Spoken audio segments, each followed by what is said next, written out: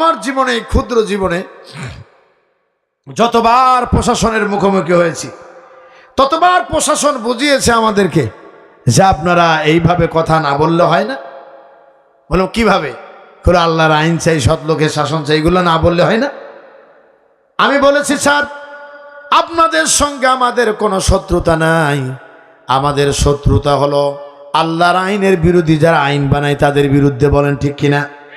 আমরা আল্লাহর আইন চাই, এই জন্য চাই কেননা আল্লাহর আইন ছাড়া পৃথিবীর কোনো জায়গায় কোনোদিন শান্তি আসতে পারে না। অশান্তির দাবানল দাউ দাউ করে জ্বলছে গোটা বিশ্বে, এটি নিভিয়ে দিতে হলে কোরআনের আইন ছাড়া বিকল্প কোনো ব্যবস্থা নাই। চিল্লায় বলেন ঠিক কিনা? আমার বন্ধুগণ, সাইদ বিন জুবায়েরকে এবার হত্যা করল। এই হত্যা করার আগে সাইদ বিন জুবায়ের একটা দোয়া করেছিলেন, বলবো সেই দোয়াটা হলো, আল্লাহ রাব্বুল আলামিন আমার রক্ত যায় যাবে, কিন্তু এই রক্ত যেন আর দ্বিতীয় জনের আমার মৃত্যুর পরে হাজ্জাজ বিন ইউসুফ যেন হত্যা করতে না পারে।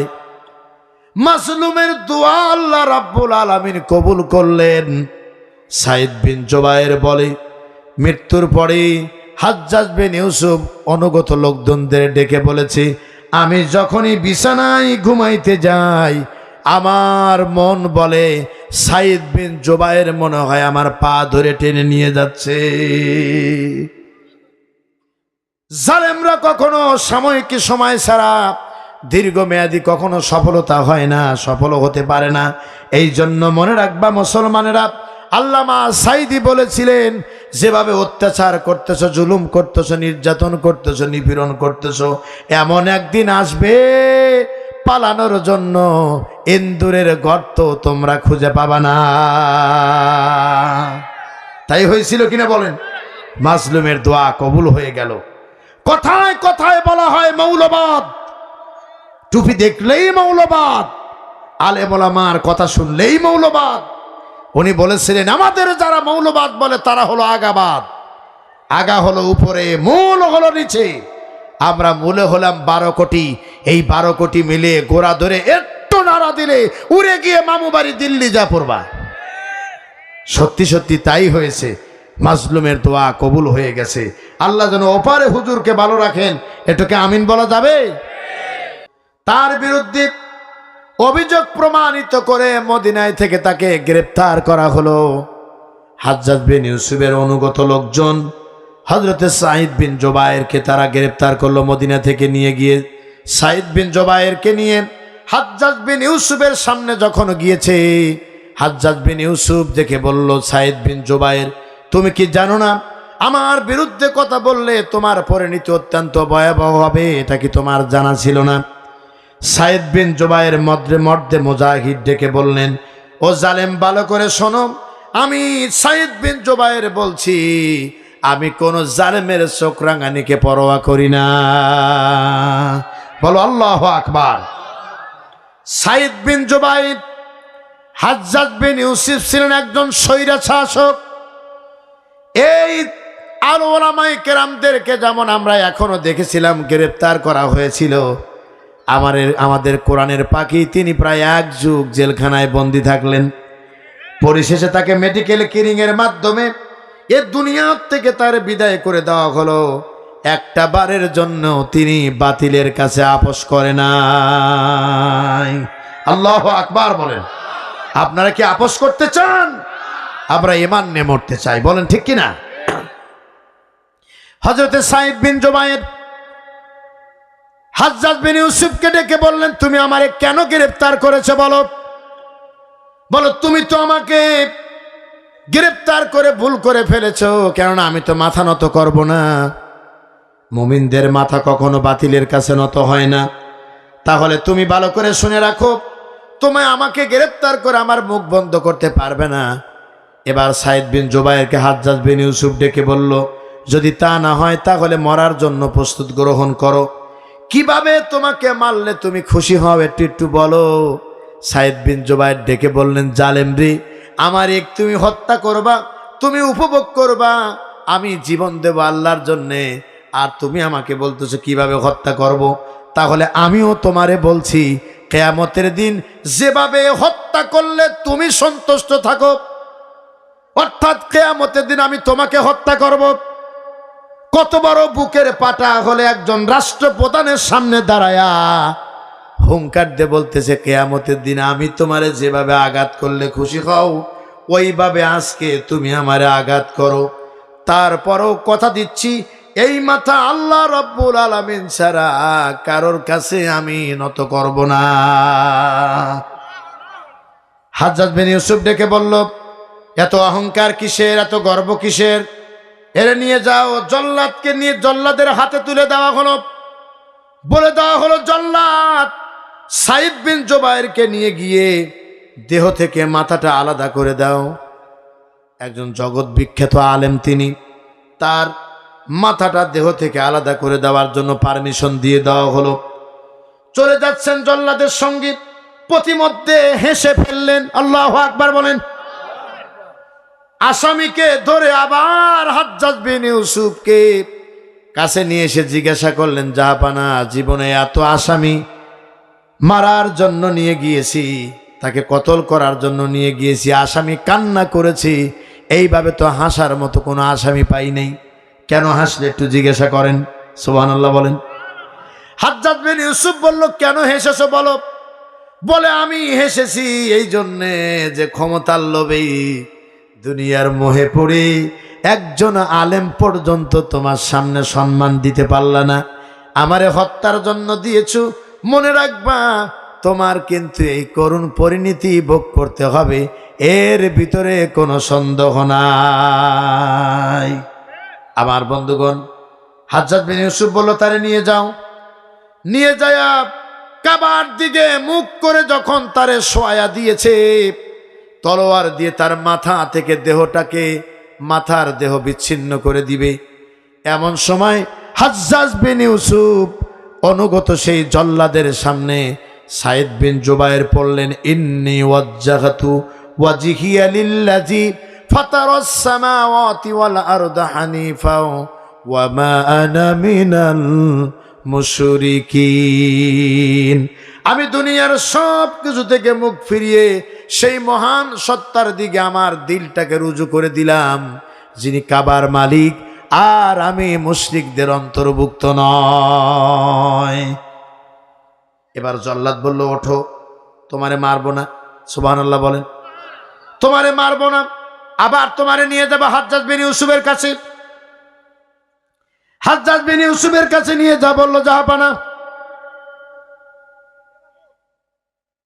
জীবনে এত আসামি আমি কতল করেছি, হত্যা করেছি, এরকম আসামি কাউকে পাইনি যেইভাবে আল্লাহর কোরআনের আয়াত পড়বে। একটু জিজ্ঞাসা করেন তো কেন পড়লো?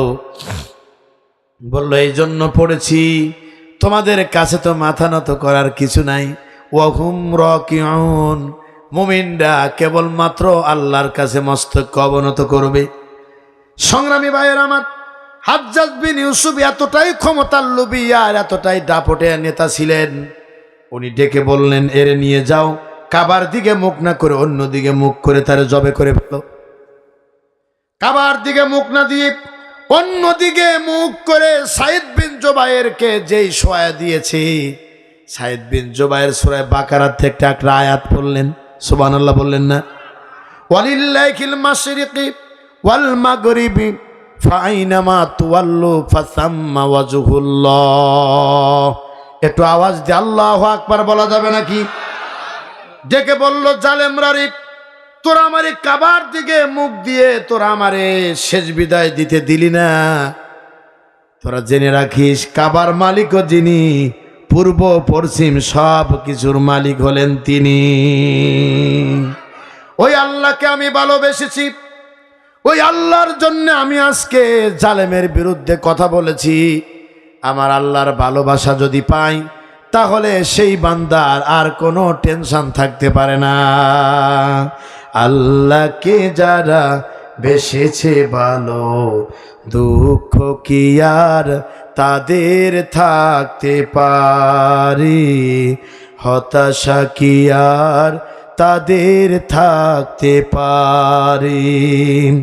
যারা লয়েছে মুখে কোরআনের বাণী, লয়েছে মুখে কোরআনের বাণী, হতাশা কি আর তাদের থাকতে পারে, দুঃখ কি আর তাদের থাকতে পারে।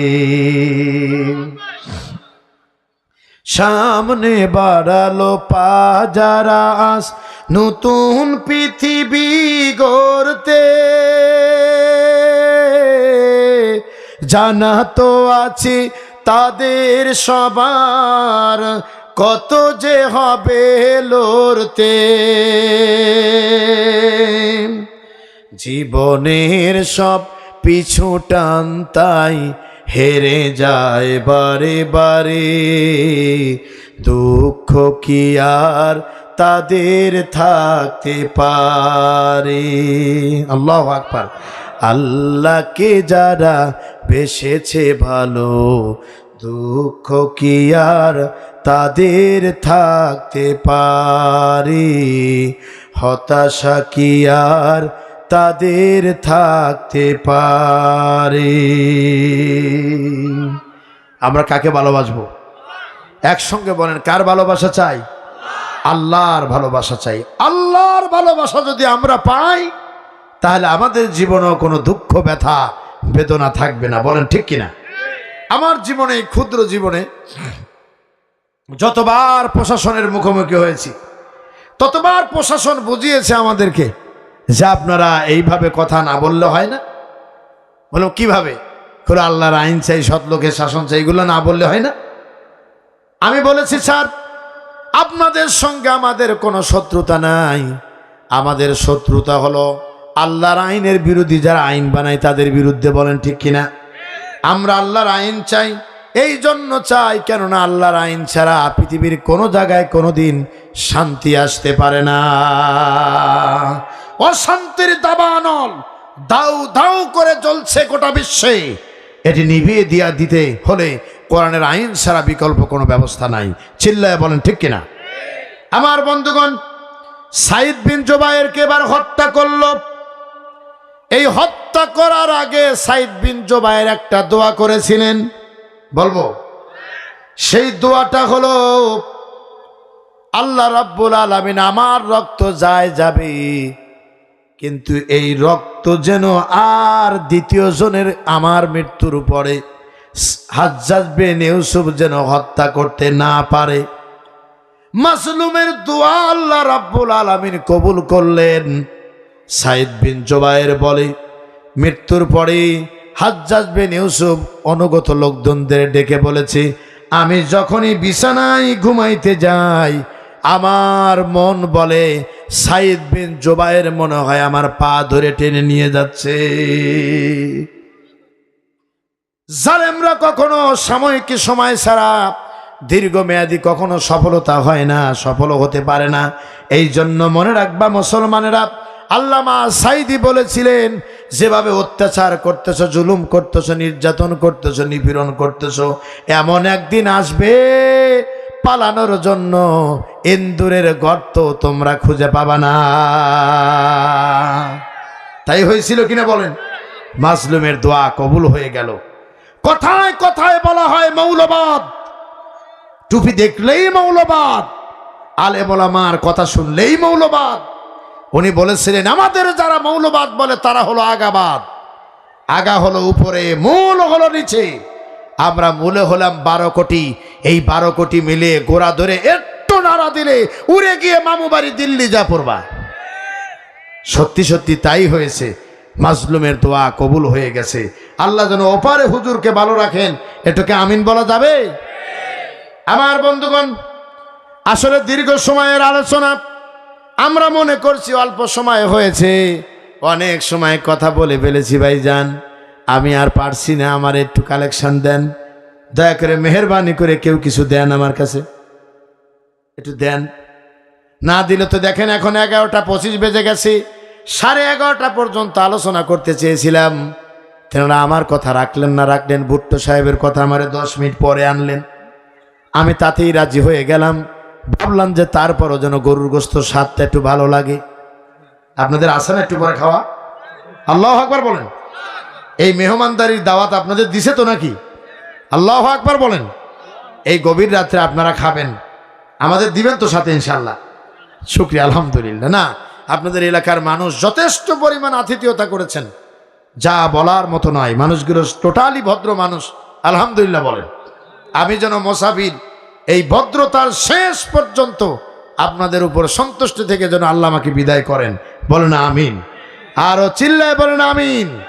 এখন বর্তমানে এক রশির সামনে দাঁড়ায় আছি, রশির নাম হলো টাইম, আর দ্বিতীয় নাম্বার কতলের কাজ হলো কালেকশন।